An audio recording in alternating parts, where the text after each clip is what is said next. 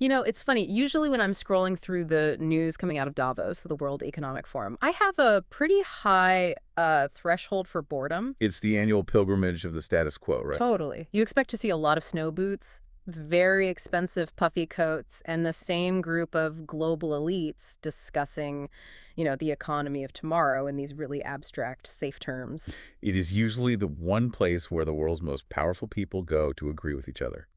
You Yeah. expect handshakes, champagne, and very little actual drama. Exactly. I usually just scroll right past it. But this year, January 2026, the algorithm served me this photo that it actually made me stop walking. I genuinely thought it was a Photoshop job at first. Oh, I think I know exactly which photo you're talking about. It just looked like someone had thrown diplomatic protocol into a blender and hit puree. It's the one that seems to defy the laws of, like, traditional geopolitical physics. That is the one. We are looking at the unveiling of this thing called the Board of Peace. And specifically, we're looking at who is sitting at the table and, just as importantly, who isn't. It's this huge new international initiative launched by U.S. President Donald Trump just this week. But the lineup, it is a total puzzle. It really is a fascinating picture. You've got Pakistan sitting right there at the head table, signing on the dotted line with the United States. Right. And then you look around for the usual strategic partners, India, the G7 nations, the UK, France, and the chairs are just conspicuously empty. It feels like a dinner party where the seating chart was done by a random number generator, so naturally we have to figure out what is going on here. Of course. This isn't just about a weird photo op. This feels like a real shift in the architecture of how the world handles conflict. Why is Pakistan in? Why is India and the rest of the Western alliance out? And what actually is a board of peace? Those are the billion-dollar questions. And I'm glad you brought up the architecture of it, because that's really what we need to explore today. This story is already generating a ton of heat online. Lots of shouting, lots of partisan takes. Oh, I'm sure. But our mission for this deep dive is to be an educational explainer. We just want to strip away the noise and look at the blueprints. We aren't taking sides on whether the board is good or bad. No. We want to explain the mechanics, what this body does, why the guest list is causing this diplomatic meltdown, and what it all signals about the future of global conflict resolution, Yeah. Outside the United Nations. Okay, so let's start at square one. The Board of Peace. It sounds like something from a dystopian YA novel or maybe a corporate HR initiative. What's the origin story here? It all went down this week in Switzerland. President Trump took the stage to unveil this new international body. Now, if you were just skimming the initial press releases or maybe just saw a headline on social media, you might have thought this was solely a Middle East thing. Right, I saw a lot of chatter about a 20-point plan specifically for Gaza. And that's the hook. The initiative was initially tied to that specific 20-point framework, a ceasefire, and crucially, the physical and economic reconstruction of Gaza. Yeah. That was the entry point. But, and here's where the deep dive part comes in, the charter for the Board of Peace is actually much, much broader than a single conflict zone. So it's not just some temporary task force for the Middle East. It's meant to be permanent. Correct. The administration is describing it as a global peace and conflict resolution body. The mandate is to promote stability and governance in conflict regions worldwide. Worldwide. So while the pilot program, so to speak, is Gaza, the ambition is for this board to coordinate peace efforts, distribute reconstruction funds, and manage post-conflict governance wherever the next war breaks out. Okay, that is a significant pivot. I mean, on paper, coordinating peace and rebuilding war zones, that sounds objectively positive. Who wouldn't want more coordination? But usually when you launch a global board of anything, you try to get the whole globe involved. You want the UN, you want the G7, you want the BRICS, you want a full house to give it some weight. You want legitimacy through consensus. That is the traditional model. Exactly. And that brings us right back to this very specific, very controversial guest list. Because looking at this, it doesn't look like consensus, it looks like selection. The guest list is the message. In diplomacy, presence is policy. Let's talk about the presence that shocked me the most. Pakistan. We aren't talking about some low-level delegate or an ambassador just taking notes, right? Oh, far from it. Prime Minister Shehbaz Sharif didn't just attend.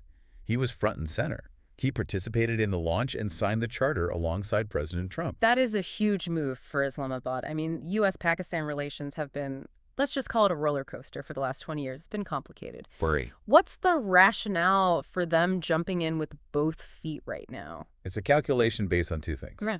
Relevance and resources. Officially, Islamabad is saying this aligns with their international goals for peace. But practically, reconstruction usually comes with investment. It comes with aid packages. It comes with a seat at the table where the checks are being written. Right, follow the money. If you're on the board, you probably have a say in where the reconstruction contracts go and how the funds flow. Precisely. There's another layer here. Pakistan wants to ensure it remains a key strategic partner to the U.S. in the region. Washington has spent the last decade or so cozying up to India, leaving Pakistan feeling a bit sidelined. Sure. By joining this board when others are hesitating, Pakistan is signaling, hey, we are the partner who shows up. We're the ally who says yes. That makes a lot of strategic sense, a way to get back into the inner circle. But is everyone back home in Pakistan cheering for this? Hardly. And this is the nuance we have to catch. Just because the prime minister is shaking hands in Davos doesn't mean the country is united behind him. There is strong opposition within Pakistan. Oh, really? Yeah, critics are calling the signing undemocratic. They're arguing that joining a U.S.-led initiative like this, especially one that started with a focus on Gaza but excludes other key players, is a diplomatic trap. So you have this friction, an external handshake that looks great on the international stage, but a lot of internal head shaking back in Islamabad. Exactly. It's a high-risk play for Sharif. He's betting that the international benefits will outweigh the domestic political cost. Which makes the contrast with their neighbor even more stark. Let's talk about the empty chair, India. The elephant in the room. Or rather, the elephant not in the room. Was Prime Minister Modi snubbed? Or did he just ghost the party? Oh, he was definitely on the list. Prime Minister Modi was invited. But when the time came to take the stage, India was absent. They did not sign. So did they issue a big press release saying, no thanks, we're busy? No. And that's the art of diplomacy. It wasn't a hard rejection. It was what experts are calling strategic silence or cautious diplomacy. Cautious diplomacy. New Delhi hasn't formally accepted the invite, but they haven't issued a formal rejection either. They just didn't show up to the launch. The classic, I'll check my calendar response. But it wasn't just India, right? You mentioned the heavy hitters earlier. And that's the part that really raises eyebrows. Yeah. If this were just an India-Pakistan spat, that would be one thing. We see that all the time. But you look for the G7 nations, our closest Western allies, Canada, France, Germany, the United Kingdom. They were either absent or declined. Even the UK. Usually where the US goes, the UK is right there holding the map. Not this time. The UK was actually pretty specific, citing legal and diplomatic concerns. Wow. And then you look for China and Russia, also not there. So let me just get the visual straight here. You have a board of peace launched by the US, signed by Pakistan, but the UK, France, China, and India are all standing back watching from the sidelines. It creates a very lonely list for a global initiative. It's less of a world board and more of a, coalition of the willing. Okay, let's unpack this because that visual is wild. You have Pakistan standing with the US and India standing back. In South Asia, that image alone is enough to break the internet. Why is India hesitating? Is it just because Pakistan joined? Is it that petty? It's tempting to think it's just a neighborhood rivalry. If he's going, I'm not going. And sure, that is part of the emotional equation. Yeah. But if we connect this to the bigger picture of Indian foreign policy, it's much more complex. Experts break it down into three main buckets: legitimacy, security, and autonomy. Okay, break those down for me. What do we mean by legitimacy in this context? Well, we already have a global body for peacekeeping. It's called the United Nations. Right. There is a real concern in New Delhi, and this is shared in London and Paris, that this U.S.-led initiative is an attempt to bypass the UN. If you start creating these parallel structures, do you weaken the original one? India has spent decades trying to get a permanent seat on the UN Security Council. They believe in the UN system. They don't necessarily want to help build a competitor that makes the UN irrelevant. That makes sense. It's the why build a new house if the old one just needs repairs logic. Precisely. If the U.S. creates this boutique board of peace, it undermines the universality of the UN. It implies that the UN is obsolete. Okay, bucket 2, security. This seems like where the Pakistan factor really comes in. This is where the rubber meets the road. India and Pakistan have a history of tensions, to put it mildly. Sharing a security and peace platform with Pakistan is incredibly difficult for India, especially given their long-standing accusations regarding cross-border terrorism. Sitting at the same table on a board designed to manage conflict might feel like a trap for New Delhi. Right. How can you coordinate peace with a neighbor you accuse of destabilizing the region? It would be a very awkward board meeting. Extremely. India worries that Pakistan could use the platform to internationalize the Kashmir issue or push agendas that harm Indian interests, all under the cover of a peace board. And the third bucket, you mentioned autonomy. This is the big one for anyone watching the rise of India as a global power. They pride themselves on strategic autonomy. Define that for us, because that sounds like a bit of jargon we should clear up. Strategic autonomy is the doctrine that India will not be a junior partner in any alliance. They don't just fall in line because Washington says jump. They make decisions based solely on Indian interest.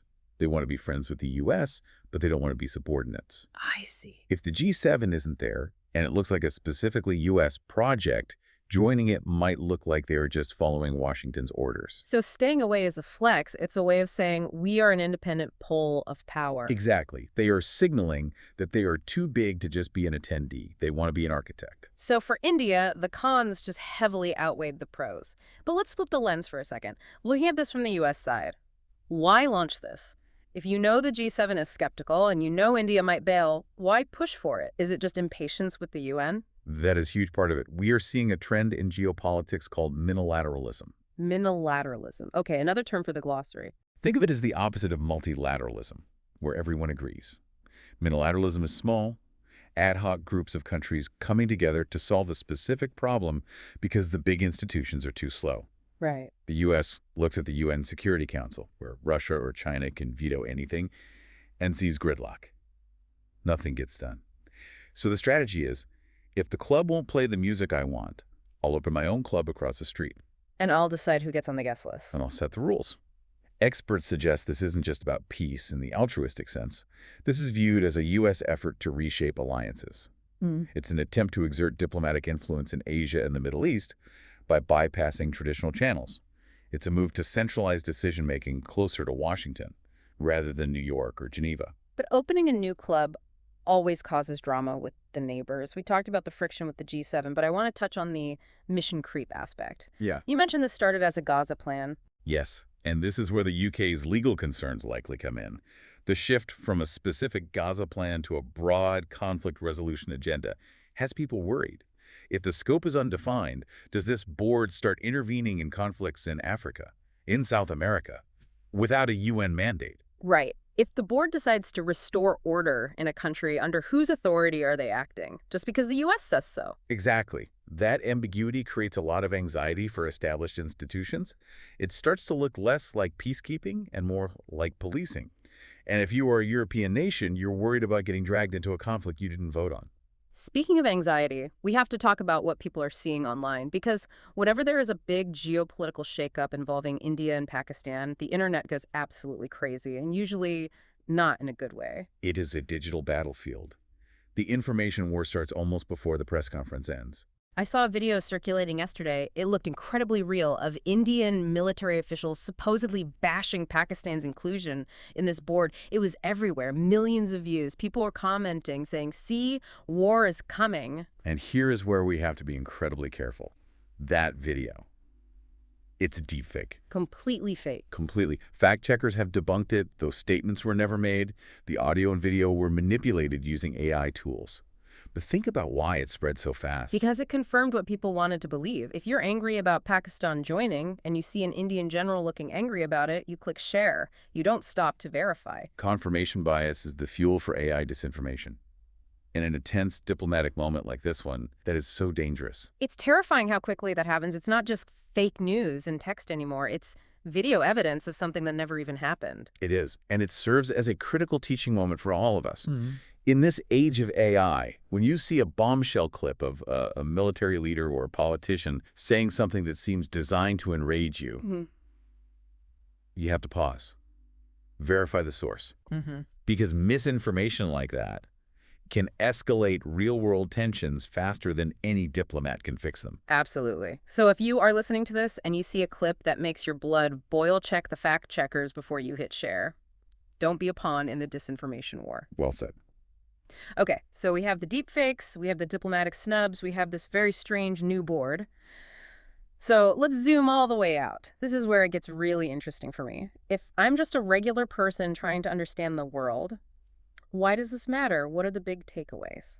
I think we can distill this down to three key shifts that are happening right now that will probably define the next decade of international relations. Okay, hit me with number one. Takeaway one is the fragmentation of peace. We are seeing a shift away from the one world approach. For decades, the assumption was that global peace happens through the UN. This Board of Peace signals that we are moving toward a world of boutique peace bodies. Boutique peace bodies. That is a fascinating way to put it. It implies exclusivity. It implies that you have Western peace, Eastern peace, American peace, all competing. It fragments the global order. Instead of one sheriff in town, you have competing private security firms. Which leads to takeaway two. Regional realignment. The fact that Pakistan aligned with this U.S. initiative while India stayed back is a huge signal for South Asia. We often assume India and the U.S. are in lockstep against China. But this proves India will prioritize its own caution and autonomy over Washington's request. The U.S. cannot take India for granted. That's a reality check for American policymakers. It shows that alliances aren't permanent, they're transactional. And the third takeaway, diplomatic signaling. In the world of power politics, where you sit matters just as much as what you say. Joining this board, or refusing to join, is a signal of global priorities. The U.K. refusing to join on legal grounds. That is a signal to Washington that they aren't blindly following. Pakistan joining. That is a signal that they want to be back in the inner circle. It really highlights that diplomacy isn't just about the handshake photos. It's about the architecture of who decides what happens next. Precisely. We are watching countries show their cards by whether or not they pull up a chair to this specific table. So just to recap for everyone, we've got the Board of Peace, launched by President Trump at Davos. It started as a Gaza initiative, but has morphed into this global body. Pakistan is in, aiming for relevance and aid. India is out, playing the long game of strategic autonomy. The G7 is skeptical, and the internet is full of deepfakes trying to stir the pot. That is the situation in a nutshell. It is a diplomatic flashpoint that highlights the divide between traditional alliances like the UN and these new experimental coalitions. It really makes you wonder where this goes next. Does this board actually solve anything, or does it just create more meetings? It does make you wonder. And if I can leave you with one thought to mull over. Think about this. We all complain about the UN being slow and bureaucratic. Right. But if major powers start building their own private peace boards, does that make the world more efficient at solving conflicts? Or does it just create competing definitions of peace where one board's solution is another board's problem? Ooh, that is a heavy question. Does privatizing peace make it better or just more chaotic? It feels like we're moving from a public utility to a subscription service for security. And not everyone can afford the subscription. Something to think about on your commute today? Thanks for diving in with us. Stay critical, stay curious. See you next time.